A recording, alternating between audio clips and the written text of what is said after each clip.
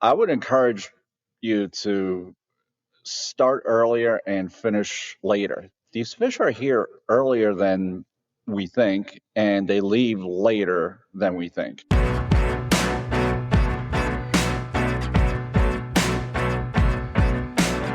Hello and welcome back to the Fat Dad Fishing Show. I'm your host, Rich Natoli. Tonight we're talking Sheepshead. We're talking tips. We're talking mistakes. We're talking anything that has to do with Sheepshead because 'tis the season to get on the water in the mid-Atlantic and start reeling in these fish. It is a fish that our guest, Paul, owner of Great Bay Outfitters, it's a fish that he loves, and it's a fish that I love, but I hate. I hate fishing for him. I don't have the patience. I'm just not that guy. But I'll tell you what, when I do go and I hook into one, it's I forget all about that. So we're going to talk about Sheepshead today. Going to get in on the tips. Let's jump in. Let's do the sponsors and jump into this pretty quick instead of having me yap all day. Want to recognize today is Memorial Day, so thank you for joining us.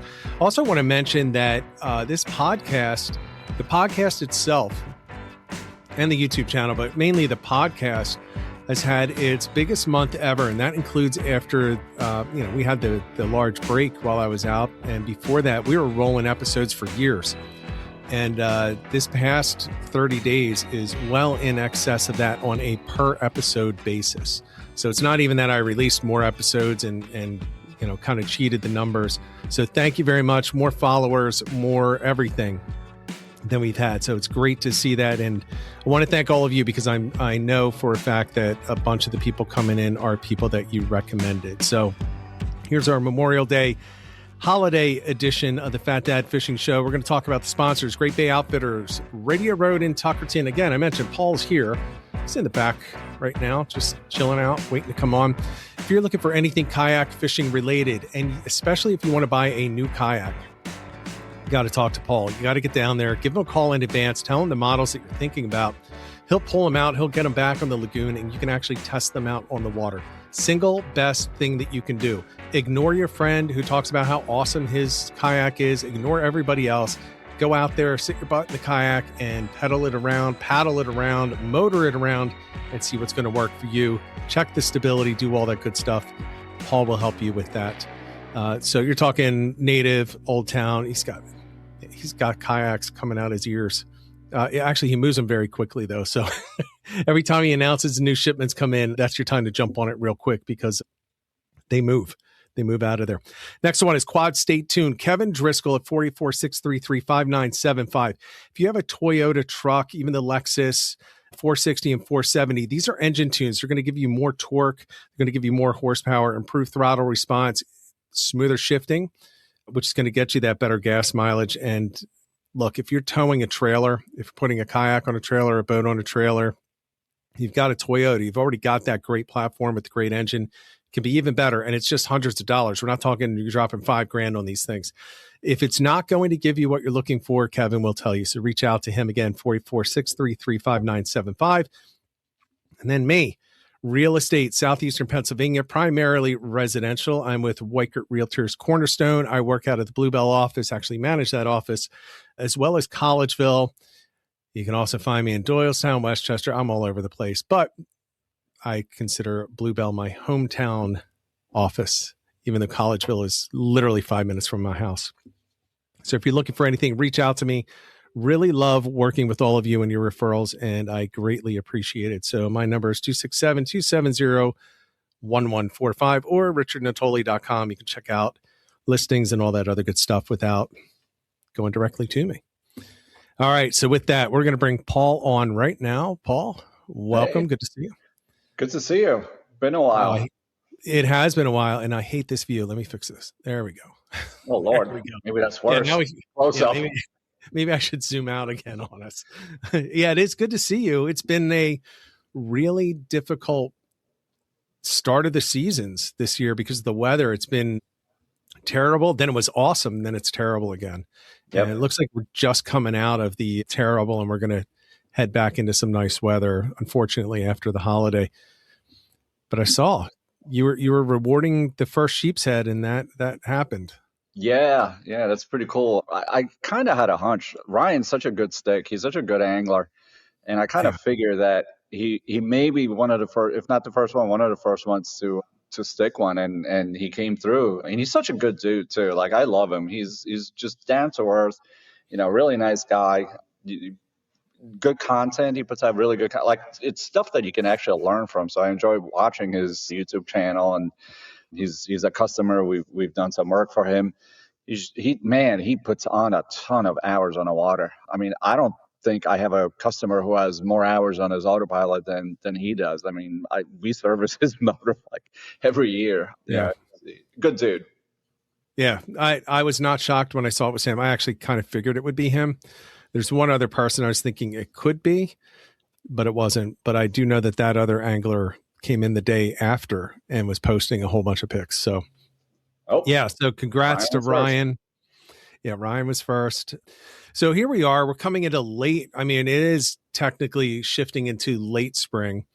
It is a good time for Sheepshead, and I don't want to do just the standard, let's get on and just talk about all these crazy in-depth things. Let's just give tips today, right? I know Sheepshead is your favorite, right? By far, even more than Tog. By far, yeah. Even more than striped bass, your absolute carp. Passion.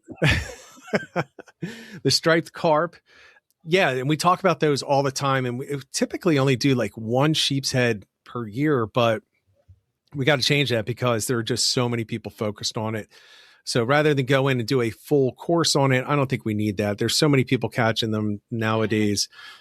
I just want to get in and do the tips. So we're going to call it 10 tips. Could end up being 9, could end up being 13, whatever. I'll try to keep, if I have a pen, I'll try to keep track of it so I can fix the title later. Why don't we start off with you? What is your number one tip, or not number one ranked, but what's the first tip that you want to share right now with people when they're going to go out and target Sheepshead? Sure. So I learned this last year, water depth. I think people are watching too much YouTube, and they think that they have to be in, 40 feet of water and fishing vertically. And that's just not the case. I think you're overlooking a lot of good spots if you're just targeting deeper water. Last year, I went out tagging with Joe from 609 Fishing and the scientists from Rutgers, and we were catching Sheepshead in less than 4 feet of water. So I think don't overlook those shallow spots. Look for the habitat, look for the water, for the food. Just because it's 3 feet doesn't mean anything. And you don't have to jig vertically. I mean, we were pitching in between pilings and we were just nailing them. If the water wasn't so discolored that day, I can almost guarantee that we would have been watching those Sheepshead cruise, because we were pitching into 3-4 feet of water and nailing these fish. So don't discount the shallow water. Yeah, I think that's one of the things. Like it often becomes, when it's a less known or less targeted species and it starts to get popular, it becomes like religion and law that there's one way to do it, and it's the best way to do it. No, the first way that you heard about it is a way that works. Doesn't necessarily mean it's the best. It's almost guaranteed to not be. And all you have to do to kind of support that is what you're talking about, is how they fish for them down south. So exactly. And it actually is a point that I was going to bring up. So let me add on to it. It's the same point, but I was talking about depth, and I actually zeroed it in on the spring specifically. And it's a separate one, but the depth does enter into it. The depth is important. However, one of the things that you got to keep in mind is that they are temperature sensitive, and they will react to a micro spot or a micro condition. So if you have a spot that has 2 degrees warmer water, they're probably going to sit in there rather than going in the cold 59-degree water that's rushing through a bridge or around a jetty or something like that. Which means, let's take it one step further, shallower water in the sun up against a dark bulkhead, over a mud flat, something like that, they're going to be drawn to that area. So I'm 100% with you. People just think it's got to be 14 feet, 20 feet, 30 feet. It doesn't. It really doesn't. Yep, I agree. And I'll follow up on that. The bridges, the pilings. I've also found that these fish behave like, like striped bass, right? So you're fishing a shadow line on a bulkhead on a dock, and that's where they hang. They may not be exactly out front in full sun, but they're going to be hanging right on that shadow line, and Yep. that's another point that I picked up last year. I mean, literally, Joe was standing next to me, and in his shadow, we were like, as soon as we pitched out, as soon as the jig made it back to where his figure was casting a shadow over the water. This is where we get the strike. So Yeah. it's funny. Don't overlook the shadow lines. Yeah, I had the actually that was my number one. I was sure that you wouldn't say it. Now I did it because a lot of people think that you can't catch them at night. You can. You It's can. not ideal. They do react more in the daytime. They are very visual feeders. However, fishing the shadow lines, or as I put down here, the shadow edges of the structure is the number one tip that I was going to give. So go just outside on a current seam in that shadow line. That's where you're going to find them. So very similar, as you said, to striped bass. That's where you're going to find them. You're going to find fluke in those areas if you're down all the way on the bottom. But they do hang out in those shadows. And I'll go into another tip that goes right along with this. So you had talked about fishing the pilings and everything. One spot that people never think about, and I will say never, but I'm really just generalizing because I see people fishing docks for sheepshead. Invariably, Paul, they fish the vertical pilings. They move from one piling to the next, to the next, to the next, and they skip over that beautiful floating dock, which has the shadow lines. It has mussels on it. It has barnacles on the bottom, and it's a perfect spot for them. And people just skip right past it and just go over to the other side and start fishing more vertical pilings. So I have that as a tip: is fish those floating docks, especially if they have barnacles on. Now, right now, they're probably not going to have too many barnacles on it this early in the season. But as we get into the season, they are going to start getting barnacles. You're going to start getting mussels. You're going to start getting crabs and growth. But you will always have the shadow lines off of there. Sure. So it's a great spot to look. All right. What's your next one? So another point that I learned sort of last year, and granted, I'm cheating a little bit because I have some data from Rutgers, from the tagging program that we're doing, but I would encourage you to start earlier and finish later. These fish are here earlier than we think, and they leave later than we think. I'm not going to go into details because this data is still being cleaned up, but we've had some real stragglers. Like, if I told you when the last ping was, when a sheepshead was leaving Great Bay, you'd be really surprised. So don't give up just because the tog season opens and everyone's like, oh, let's go togging. No, if you enjoy sheepshead fishing, they're here a lot later and they start earlier and they go up rivers farther than people think. So again, just because you're seeing a ton of content on YouTube, that you got to be. And listen, I was wrong for the first couple of years also, because I really thought that you had to be within a mile or two of an inlet. You get that rinse and whatnot.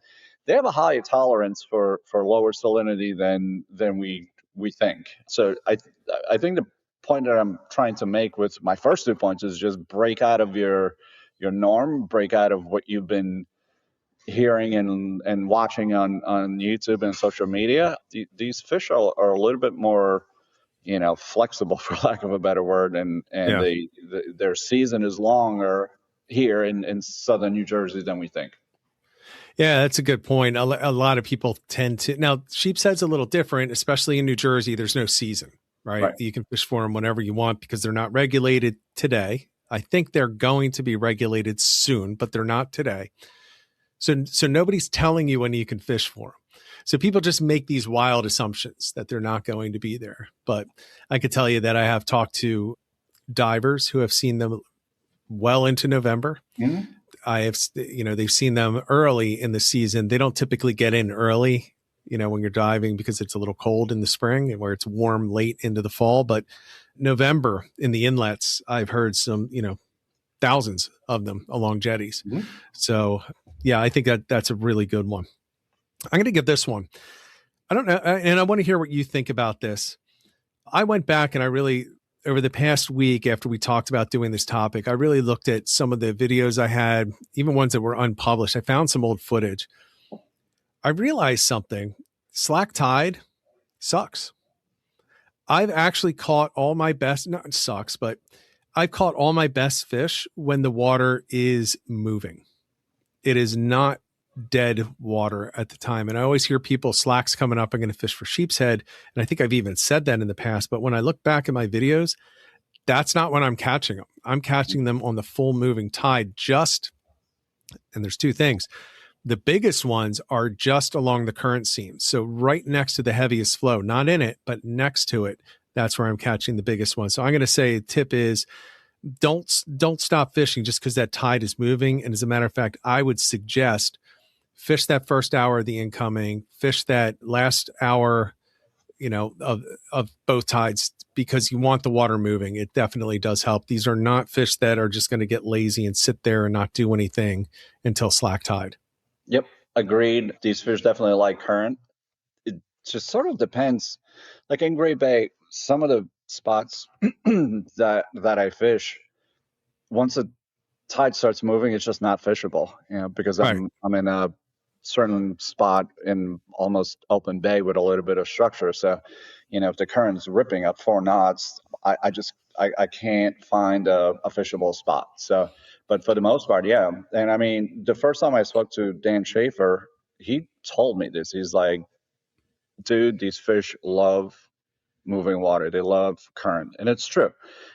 And I think part of the reason is once the tide slows down, they sort of venture out outside of their area to forage for food. So the action actually may slow down because they're not on that structure anymore. Once the current starts moving again, they come back to the structure to hide from the current. So I think Right. that's one of the theories. But yeah, I totally agree. I think that moving water is important. All right. Oh, I see What's your, Ryan jumped in here. Ryan, you're late, dude. Like I was singing your yeah, there it is. praises earlier and you missed it. You missed it. You could have been famous. I wish you three All right. minutes of fame, dude. Yeah. Yep. All right. I'm gonna say this, and this goes directly in opposition to things that have been on this channel before. But again, this is from my personal experience and from talking to a few other people that have caught a lot more sheepshead than me. Again, I don't know if you agree or not, so let's just see it. I'm going to say that the larger fish, when they bite, there is no doubt about it, you're not missing that bite. They are hitting it, they're putting weight on it, and it's a clean strike as compared to the little tap tap, and then there's nothing. I'm going to say that those are the smaller fish. I say that for this reason. I've caught multiple 10-pound plus fish, not a ton, because again, I don't go fishing for them a lot, but I have almost a dozen of them. Every single one of them slammed the rod. There was no little, oh, I missed it. Oh, I didn't see it. No, that does happen, but I'm pretty sure those are small fish. But every time that I've actually ended up hooking something, it wasn't when I just reacted to the tiny touch. It's when I got slammed and I almost lost the rod because it almost pulled it out of my hands. Do you agree or disagree with that? So I agree to a point, and here's the reason why. Like in Great Bay, for example, we have, I think, quantity over quality. So Yeah. although I catch double-digit fish in Great Bay, it's a little bit different from Stone Harbor and Avalon and Wildwood and those areas farther south where Yeah. double-digit fish are Which is much where I'm more. fishing. Yeah, exactly. But Yeah. interestingly enough, I've had this conversation with Joe 609 Fishing, and he's like, dude, like most of the time I just get slammed. I don't have that little and Joe fishes mostly farther south. So Right. I agree based on your experience, based on Joe's experience, based on other anglers' experience. I don't always have that just because we don't have a large population of these, double digit fish. I mean, the largest fish that I pulled out of Great Bay was just shy of 11 pounds. That kind of happens routinely down south. It just doesn't really happen. We have a ton of like cookie cutters, like 16, 18, 20-inch fish, but not Yeah. really the 23 plus inch fish. Right. Okay. I wasn't sure about that one, but look, that's my experience. And I actually looked it up. And from what I found, it's generally the larger the fish, the harder the bite. And it's not that you're missing them. However, the small ones are absolutely going to rob you. Yep. They just have that ability and that skill. The smaller ones are they're like little Houdinis. If you got a bait on there, they're going to get it. And Yeah, I it's going to think be very some people difficult. just overcomplicate sheepshead fishing. You feel the bite. Yeah, it can be subtle, but let me just demystify this. Like once you catch 1, 2, 3, you're gonna know what the bite is like. Yep. All right. What's your next one? I've got a whole list of them, but I want to hear yours. I would say a lot of people don't work the entire water column. And what I mean by that, let's say you're fishing a 7-foot rod, right? And you have the rod up and you put a fiddler or sand flea, whatever, on your jig, and you Yep. lower your rod. You're already 7 feet down. Now, if you're fishing, 12 feet of water, you may have blown right past the strike zone. Like they may be, 3 or 4 feet under the surface. So that's what I mean about being consciously working the entire water column. Go Yep. 2 feet at a time, not, drop your rod and now all of a sudden, I mean, they may see the bait, they may see your jig and they may chase it, but you could have blown through their strike zone. I have photos from, my hummingbird, my Mega Live, where it's empty, bunch of sheepshead stacked, empty. So if you blow Yeah. through that zone, you may not get bit. They may or may not follow. So be conscious about working the entire water column, especially if you're fishing in skinny water. Yeah. I have on here how did I put it? I was just looking at it. Oh, here it is. Fish higher in the water column than you think you should. Again, this is something that I researched, and it looks like actually the bottom 2 feet, depending on how deep the water is, the bottom 2 feet, you're typically not going to find them. They're going to be above that. So you really need to be focusing near the top. Don't drop directly to the bottom. Start at the top and start working your way down, because as Paul just mentioned, they're suspending fish. They're not going to be sitting on the bottom typically. I mean, you can get them down there, but for the most part, you're not going to, because that's not where you're going to start finding the barnacles and all of that. And they have competition Sure. typically down there, which, they're like any other fish. They're not into the competition for food. They're going to go where they can, and it's typically going to be higher in the column. Yeah, if you drop your jig to the bottom right out of the gate and it's a toggy piece, you're going to get picked off by sea bass, by tog, by other nuisance fish. Sea bass. I hate sea bass. That to me is the worst fish ever invented. I hate them. People go out on trips for them. Fish. Yeah, I mean, you can throw a pair of shoes at a sea bass and they'll hit it. Yeah, I'll say right now, people go, I'm like right now, I'm looking at all the pictures of people holding up these nice sea bass. I hate them. Like I have zero jealousy if I can't get on the water and you have a monster sea bass. I just think like you just caught a trash fish. I can't stand it's totally irrational, but it's me. I just don't like them at all. Yeah, so, they rank right up there with the striped carp in my book. Yeah, so I like certain striped carp, right? Like the migration, I'll fish it, but I've said this in the past too. It's not my thing. The migration to me is not. I like hunting for fish. I don't like going out and just waiting for big ass schools of bunker to come through and just cast as fast as I can into it. It's fun. It's absolutely fun, but I get more out of it when I find them. So I do enjoy in the summer fishing for striped bass along the sod banks, and they're smaller. I'm not fishing typically for 40 inches and 40 plus. I'm fishing for 17 to 30 inches typically, right? That to me is fun because I'm hunting for them. Yep, but, I totally agree. This is a different ball game. I mean, I've only been down south for 4.5 years. So I'm still sort of learning the ropes. But Yeah. I can tell you that, like I lived on Sandy Hook Bay, Raritan Bay for 20 years. So I tell this to my friends, like if I don't catch another striped bass for the rest of my life, I'm fine. But what I've discovered is, backwater, back bay, skinny water bass fishing is different. It's definitely more challenging and it's more fun. I mean, look, if you can't catch a striped bass in Raritan Bay, just break your rods and take up crocheting or something. I mean, and you're It's true. Yeah. Yeah, it's true. And I to see, and this is what I don't like. For me, when I'm fishing Raritan, it's about getting the biggest fish possible. It's not about catching numbers or anything like that. And I actually get disappointed if I don't feel that I'm going to be able to catch a 50-inch fish. yeah, Because what's the point? To me, then it's like, well, what's the point? right. If those schools aren't there, it's that battle that I want. It's not. It could even Paul. It could be a 48-incher. I don't care. I caught enough of them. I don't Yeah, care. yeah. But a 50 plus, okay, yeah, it would be nice to go for a Ball personal game, yeah. best, which is not the same with other species. Tuna, I'll go footballs all day. Mahi, yeah. Yeah. Even bluefish. I'm a dork. I love bluefish. Yeah, I've not been targeting bluefish in a while. When I lived up north around Atlantic Highlands Marina, oh my gosh. I mean, we had some gators when they would come in. That was a lot of fun. Top water, Yeah. like, 10 plus pound fish. That was fun. Yeah.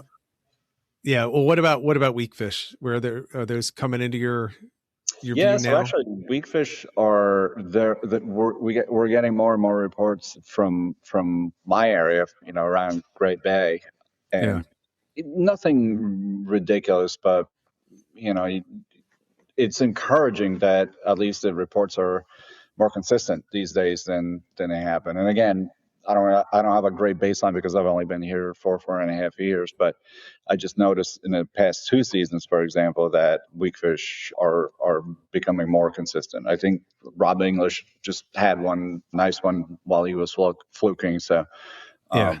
it's encouraging. I love targeting weak fish, to be honest with you, but I didn't for so long because they were so threatened. I see my brother in there calling me a dork. That's okay.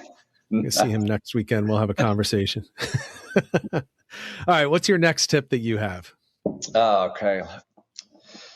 Vary your tackle and your bait. I'm a creature of habit to a fault, and I get stuck in the same routine over and over and over again. And interestingly enough, one of my biggest sheepshead came on a very unconventional manner. I typically use a bottom sweeper, like most people do, and for some reason, I decided to tie a knocker rig one day and sent it down, and boom, I had a double-digit fish on the first drop. So I think it's important to, like, if you're not getting bites, change something. Don't just do the same thing over and over and over again. So if you don't have different bait, change your rig. Go from a single jig to a knocker rig. I mean, God, I've tied dropper loops, and I like to experiment. Yeah. I don't have to do the same thing over and over again. I try to consciously break out of my routine and try different techniques, and some work and some just fail miserably. But at least I know what else is working in my area, and just because it's working in Great Bay doesn't necessarily mean it's going to work in Wildwood. But I feel like that it's important to experiment and try different things. Yeah. A funny thing is, so we talk about using the bottom sweeper style jigs up here, and that's what everybody uses. Everybody starts with, but I remember going down to Rodanthe in the Outer Banks for a couple weeks, and I went into the local shop and I told them I was going out for sheepshead, and all I needed was some bait, right? And they have fiddlers down there, which I'll talk about the bait in a second. But he was so excited. The owner of the shop, he's like, "You got to see this. You got to see this.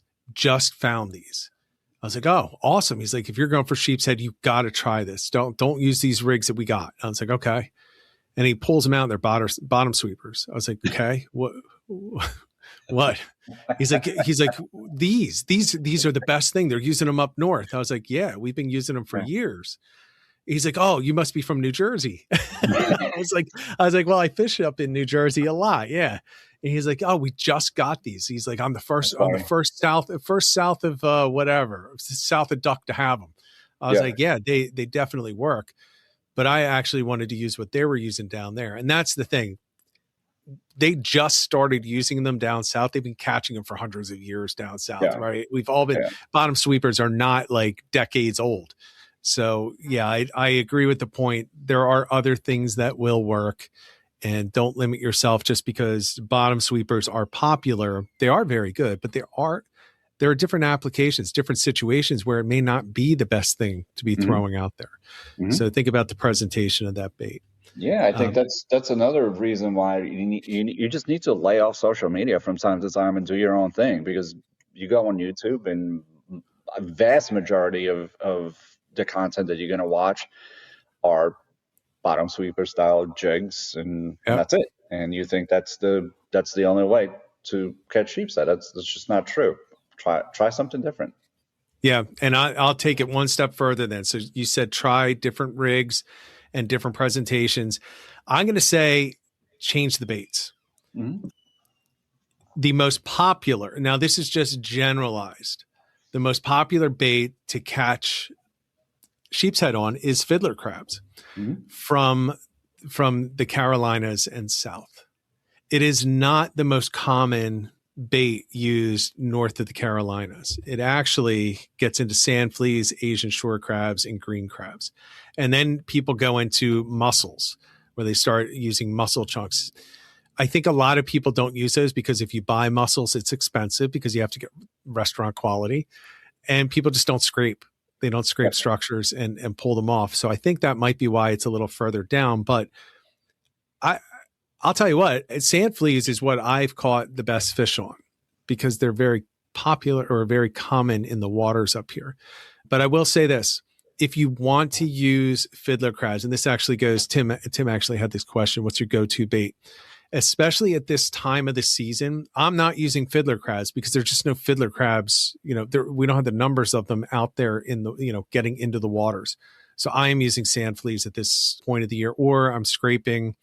You don't have a lot of barnacles at the moment, but you do have some mussels that you can pull off of there. So that's what I'm doing with baits. But I would switch it up, and this whole whatever size fiddler, what was it? Dime size fiddler. Dime size fiddler, yeah. the joke out there, the meme. I don't think you ever need any fiddler crabs. I never bring fiddler crabs because I just don't feel like catching them before I hit the water. Yeah, I mean, I'm completely opposite. Like sand fleas are not readily available here. I would have to drive over the bridge on the island and rake the line, the ocean. And during the summer, that could be a 45-minute affair where I can just go to any creek that dumps into Great Bay and a low tide and pick up 300 in a matter of, I don't pick up 300. So first of all, let me just say this: don't gather more than what you're gonna use. That was stupid of me to say that. I can get 3 dozen or whatever I'm gonna use very quickly. But that's one of the reasons why I don't use sand fleas, because I don't feel like going to LBI. See, I buy them. If I can't buy it, I'm not doing it because it's so much. I'm not going to drive 2.5 hours. Well, I mean, think about it. I'm driving from Pennsylvania 2.5 hours. Granted, so it's either I pick it up on the way or I don't use it.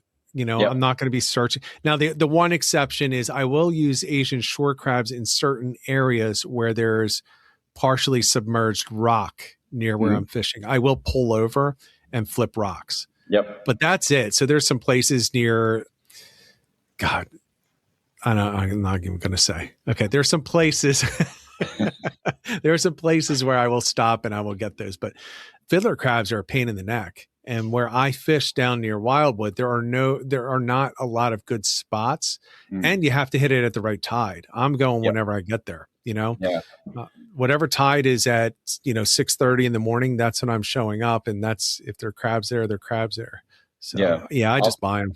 I'll mention one thing. Speaking of crabs, when I fished in Kipton Peak State Park, I picked up, we had blue crabs for redfish, Yep. and I cracked off a piece of the leg and like around the knuckle. I smashed it just so some of the meat from the leg was sticking out, and I fished that. And oh my God, did that work? And it's tough, so they just can't steal it like they can a fiddler. Right. So they'll eat that too. So that's what I mean. Just vary your bait, vary your rigs. I mean, I don't think they have like that strict of a diet that I'm only going to eat samplers or I'm only going to eat fiddlers. No. Crab is a Nope. crab. You know, they see the presentation, they smell that, there's scent from it. It's a crab. They'll eat it. They're not.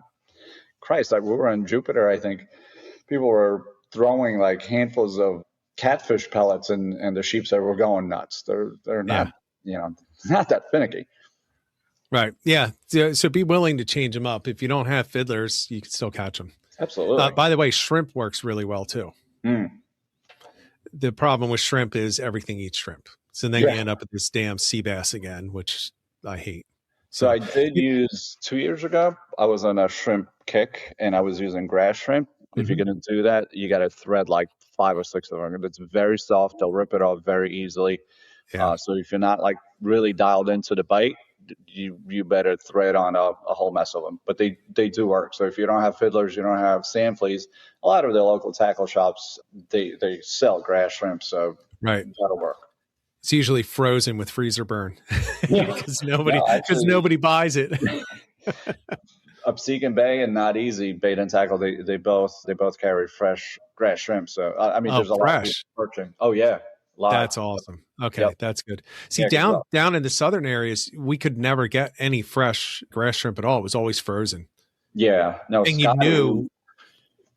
Like, I wasn't joking. You knew when you went into these places, they're all closed now. Smuggler's Cove and whatever the one, Avalon Bait and Tackle, like you knew they were frozen because they were so freezer burned.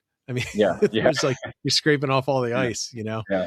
So let me just comment. Bill said they should carry fiddlers. It's very funky in New Jersey with selling fiddlers. A couple of tackle shops got into trouble for selling fiddlers. You have to, they're considered like endangered or something in New Jersey. So the fiddlers have to come from out of state, and there's paperwork and etc. So that's why a lot of it's just it's a pain in the ass. That's why a lot of tackle shops don't want to bother with it. The demand really isn't there, and they don't carry it. But Scott's had fiddlers last year from Virginia. Oh my God, were they beautiful! I mean, they were just great size, nice color, etc. So but that's the point. They have to come from out of state, which is a pain in the neck. I mean, a lot of bait comes from out of state, but this is one where, people always complain, just pay a couple kids to go down to the end of the street. You can't do that. Right. You can't, that's illegal. Right. So these shops cannot do it. Yeah, they can't. If I'd said the names of the shops, everybody would recognize them. So these are like legit bait shops, and both of them got in trouble for selling fiddlers. Yeah. That they weren't supposed to. So that's the reason. That's why a lot of tackle shops won't carry them. Yeah, and I got to put this comment up because I love it. One more reason why New Jersey sucks. Yes, you are correct. I am right there with you. That's why one of the reasons I will never live in New Jersey again. Never. Not going to happen. All right. Let's see. Other tips. We've already done over 10, by the way. That's good. Yeah, I'm going to say this. Barnacles are going to be, in my opinion, they're better spots than oysters.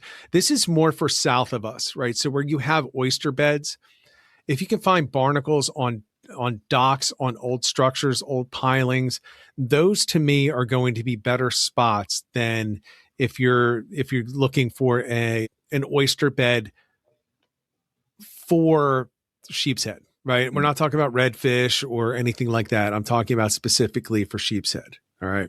So that's mine. I don't know how you feel about that, but I definitely believe that to be true once you get to Delaware and north. Yep. All right. Man, we're kind of doubled up on some of them. I think I did mention this, but bright sun is a great time to fish for them. So kind of like the opposite of the striped carp, right? So it gets sunny. I know you got me doing it now. when it gets sunny, like during the day, that's the more difficult time to catch a resident striped bass, right? It's Mhm. more difficult. They typically go deeper. Yes, you can still catch them, but it's not their prime time. It is the opposite. It is the prime time for the sheepshead. So when it's bright sun, there's no clouds in the sky, that is when they're feeding the most. That is a biological point about them. There's no need to even argue it. They Yep. will feed at night, as we mentioned before, but that is not the prime time to be fishing for them. And the one big thing that I have heard in the past is they sleep like Tog. They do not. They do not go into a catatonic state at night. They're up, they're feeding, they're along those shadow lines, so you can catch them all night.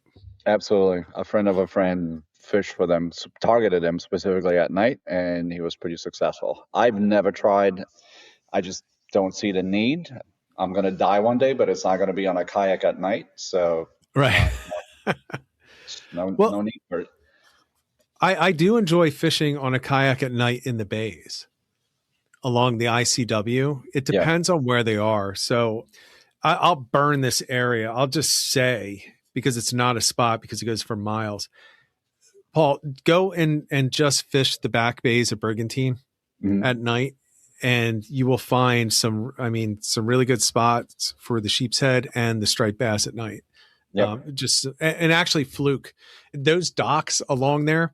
And here's the bonus. And I'm going to tell everybody this: fish in the fall, the back bays of Brigantine, right along the ICW, right? Mhm. The further north you get in Brigantine, the more Karens that are there. And they will literally come out and start screaming at you. It is so much fun. It is so much fun to just watch them come out and Oh yell at man, you. I should do it It's just for awesome. that. Uh, Paul, they will come out and screaming. There was the one night drifting up. I'm drifting up on the out. So where it was, the outgoing was actually pulling us north, right, towards Mhm. the inlet to the north of us. And we're fishing the outgoing. This must have been probably probably mid November. It was before Thanksgiving. I'm there. This guy, I just met him on the water, and we're just fishing and we're talking. It's probably 1 a.m. There's nothing going on, but people leave their lights on, right? Mhm. So the lights are on. We're just fishing the lights as we're going. Wouldn't you know, like 5 houses down, all the lights turn on, and some lady comes out on her balcony. Like I think we weren't looking at the house before. I think like all the lights were out though. So I Yeah. don't know how she knew we were coming. We were just talking. The noise wasn't Right. carrying. Paul, she was so loaded. When we got there, she is screaming and slurring her speech, and there's no fish. And we just sat there just fishing that dock forever. Oh Oh, man, it was so nice. It was so that's much great. fun. It was a great trip though too, because those waters do set up really well. You got a really nice flow. You got a lot of current breaks in there, but yeah, and that's just my tip for anyone who wants to piss off some wealthy Karens. Fish those docks at night. Funny. Yeah, yeah, Well, there's my goal for the summer. yeah. Do it. Well, it's better in the summer. I've never had an issue there. Yeah. Nobody's ever yelled at me, but in the fall they always yell, and they're Yeah. always drinking, which makes it even more fun. So yeah, I think we went through them all. Do you have any that I didn't mention? Yeah, I have one general comment about Okay. electronics, about Yeah. fish finders. It's a tool for me. I use Mega Live as a time saver. So I'll scan structure really quickly, and I'll just see whether or not the sheep that are hanging on the structure or not. If they're not, I'll move on to something else.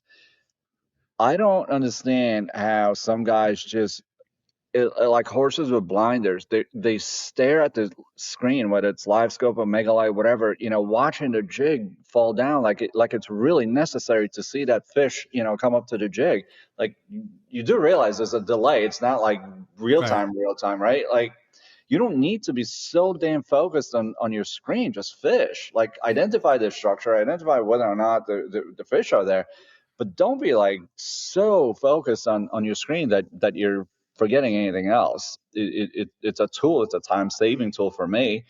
But geez, don't be like so narrow focused on your screen.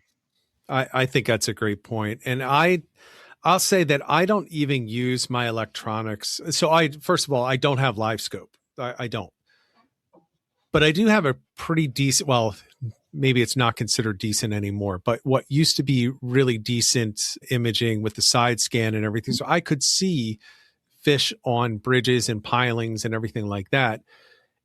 But I never used it for that. As a matter of fact, Paul, when I go sheepshead fishing, if I'm fishing a bridge, I don't even scan. I don't even put on side scan.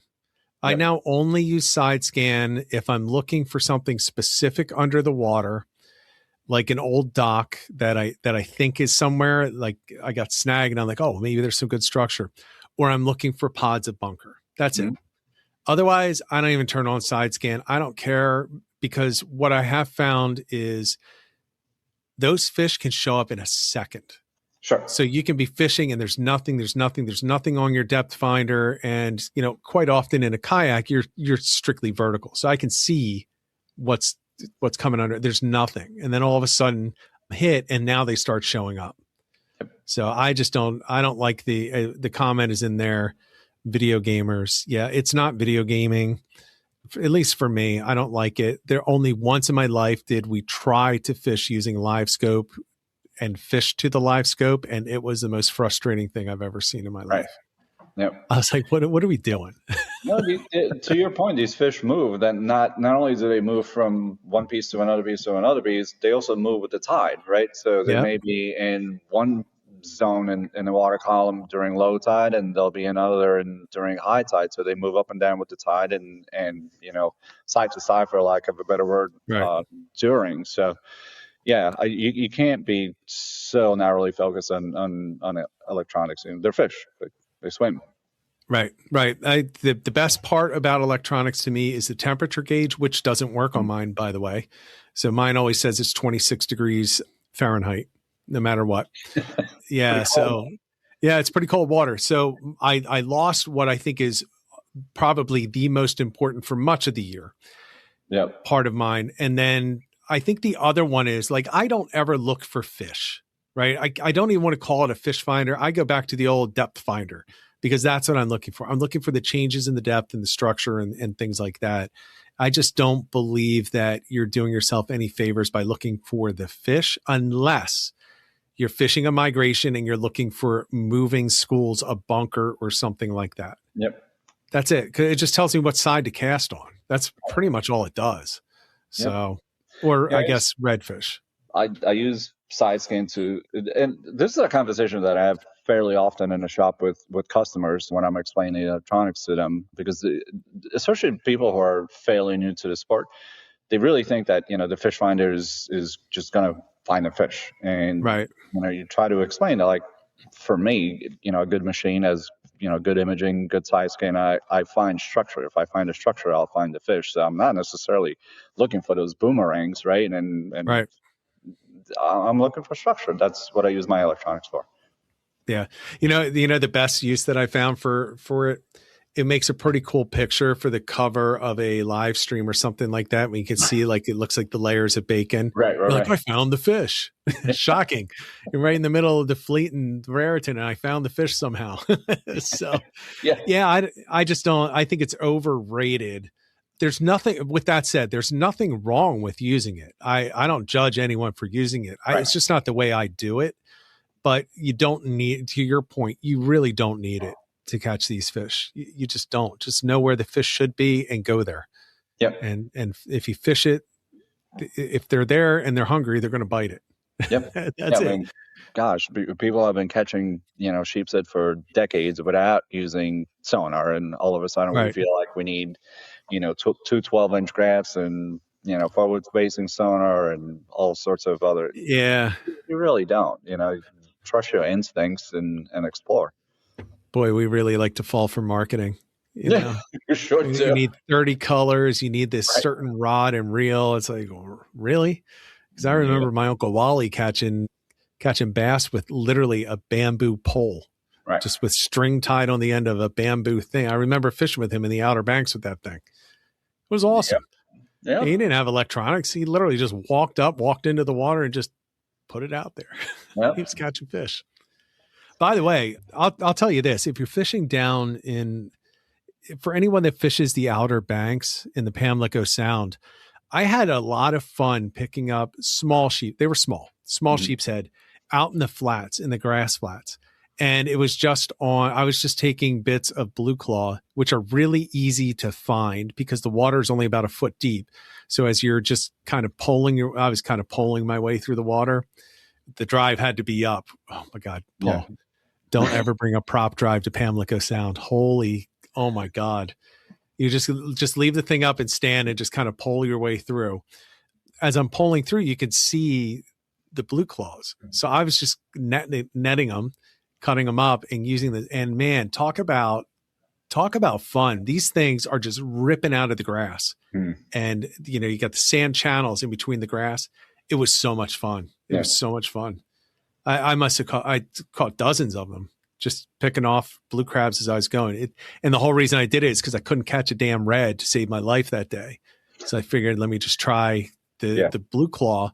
And I started picking up sheepshead instead. So it's funny also, just recently I've seen a couple of posts on social media, guys catching sheepshead from the surf, which is to me kind of unusual, and on a clam no less, right? So we go back to the point of varying a bait, why not try clam? I mean, clearly they're using it because these guys are caught them from the surf using clams. Yeah. Do you know, were they fishing near jetties, or is it just I don't know. Open beach? I don't know. I think it was Riptide that posted twice of two different guys, 2 different days that have caught sheepshead from the surf. So, and again, on the Riptide rodders. Yeah. I can't stand it. You mean clams? Clams? I literally texted Qua. I'm like, what the F is a Riptide rodder? It's like, it's clams. I'm like, oh my God. It's good branding. It's good. I got a friend that goes there all the time. He lives in Brigantine, and he always puts on a Riptide rodder. And I just laugh about it. I'm like, Benny, it's a clam. He's like, I know, but it's at Riptide. That's my shop. I'm like, you gotta support him. I texted Qua. I'm like, what the hell is a Riptide rodder? I thought it was a jig or something. So I'm like, I don't know. Now, I don't even think there's anything special about it except that you buy it at Riptide. Yeah, I think so. Yeah. By the way, I don't know. Maybe they do something special to it. I don't know. I just thought it was. Look, support your shops, man. I just think it's so funny. You better call Riptide tomorrow and ask for like a commission for all the free plugs that they got today. Yeah. Riptide rodder. Well, they work. Yeah. Well, I won't mention the one a little further to the south, which I do not like. That's one shop You know which one I'm talking about. We won't mention it. I know. But Riptide's a great shop. Yep. Great shop. Yeah. So, So, all right. Well, I think we covered the points, everybody. Paul, did we miss anything? There were some comments in there. Mostly it's my brother being a wise ass. So we can skip through that.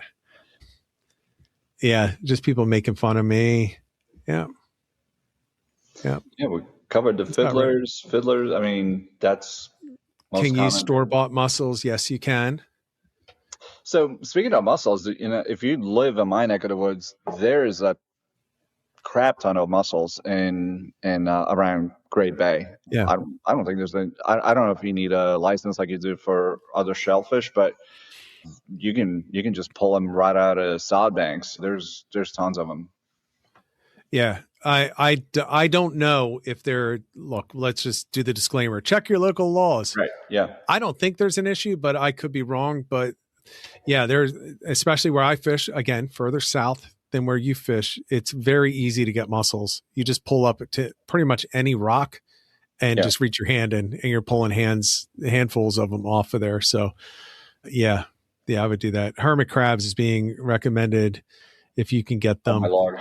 I would slit my wrists. I talk with hermit crabs sometimes, and I just want to take the hammer and hit myself over the head. I mean, to crack. I can't take the hammering. Yeah, too much work for me. It's too much work. They can be awesome. It's too much work. The first time I think I was on the fishmonger with Jerry, and somebody brought like a sack of hermit crabs, and they work, but they're so damn soft. Like, it's like one and done. You really got to be on your game, but just like constant hammering. I'm like, oh my God, this is just that's not me. Yeah, it's too much work for me. And I think going back to what we said before, I think it's unnecessary. Yep. I think it's absolutely unnecessary sometimes. I mean, maybe there are some days that it just has to be hermit crabs, but I don't know. I haven't heard of a world record being caught on a hermit crab. So exactly. Yeah, so I don't see any point. I've heard white leggers pulling in 26 pounders. I've heard of clam pulling in 26 pounds. We're talking tog now. Things over 25 pounds. Shrimp. I've heard all of them. I haven't heard the hermit crab. So I think you can pretty well use all things. This is, I really felt like early on when I started talking, I thought people were pulling my leg. Like we bring like shrimp cocktail on the boat. I'm like, yeah, right. And sure as hell, it's cooked shrimp. Yeah, I don't get the cooked shrimp part, the cooked part. I think it's just so you don't lose it as easily. I don't know. No idea. And maybe you just dip it in some cocktail sauce and see if that works. Maybe if you're not catching, you can just eat. I don't know. Yeah. Gulp shedder crabs. Actually, that's a good point that Tim's bringing up. Gulp shedders actually do work for sheepshead. They work just the same as anything. I will say there are nowhere near as good as natural baits in my experience.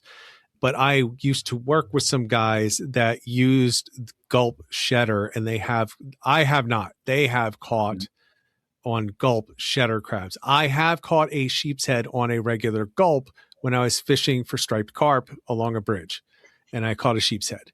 So they do eat gulp. They will. And minnows actually is a bait that there's a very popular bridge in extreme southern New Jersey, and a shop right near it sells minnows, and they always have people coming in. They just bought the minnows at the shop. They ran down to the bridge and they're pulling out nice sheepshead. So I would have thought that is not a good bait, but this shop didn't sell other baits because they didn't need to, because everyone was using the minnows and still catching them. So that's actually a good point. I haven't even considered minnows, but like early in the season when they're small, like I call them like perch-sized minnows, they use for perching, because perch have small mats, sheepshead have fairly small mats. I bet that's a good bait. I would definitely give it a shot. Yeah, I mean, they swore by it at the shop, and they showed me a whole bunch of pictures. I was like, that's interesting. I'm not going to do it, but that is interesting. Yeah, people are, and their point was, we want to set them up to catch as many different species as possible. So they use minnows. They sell minnows, for sure. Especially to the newer people. And they're like, they come back with sheepshead all the time that they call them the minnows. So, maybe it's, again, one of those things, YouTube hasn't blown it up, so nobody uses it. And maybe it just works. I would doubt that it's a great bait to use, because that's not typically what sheepshead are looking for first. But it obviously does work. You can obviously catch them on it. You can catch them on a gulp as well. So, yeah. All right. Well, Paul, thank you for coming on. My pleasure. Appreciate it. I'm going to say right now, everyone, I will not be on next week. I have something that cannot be moved from my schedule. It is not work related. It's something that I've had planned for quite a while. So I will not be on next week, but trying to get some things lined up for after that. Let me know if there are any topics you want to hear, you want to see, any guests. It's just helpful. It's very helpful to hear ideas from everyone. And again, thank you for sharing this out to people over the past month. It is greatly appreciated. Paul, we got to get together. Absolutely. I'll make it down there sometime. At the very least, I'll come in and buy something. Yeah. Stop. I'll come in and buy something I don't need, like I do every time. I think I mentioned this. I have like 3 rod holders that I like 4 extra rod holders for my kayak. I only use one, but I have 3 extras because I just buy one. We don't take returns. That's it. Yeah. No, I'm keeping them, man. I'm keeping them. Maybe it's like aspirational rod holders for the next kayak that I get, right? Listen, man, I have a shop full of stuff that most people don't need. Yeah. but I sell a lot of it. Yeah. Well, you're good. You're a very good salesman. So thanks for coming on. Everyone, thanks for tuning in. And happy Memorial Day. And thank you to everybody who served, is serving, and who has family members that are serving as well. And again, we will not be back next week, but we'll be back the weekend after. So in all that time, as we get back to late spring temperatures, everyone make sure you get out there, get on the water, and get some tight lines.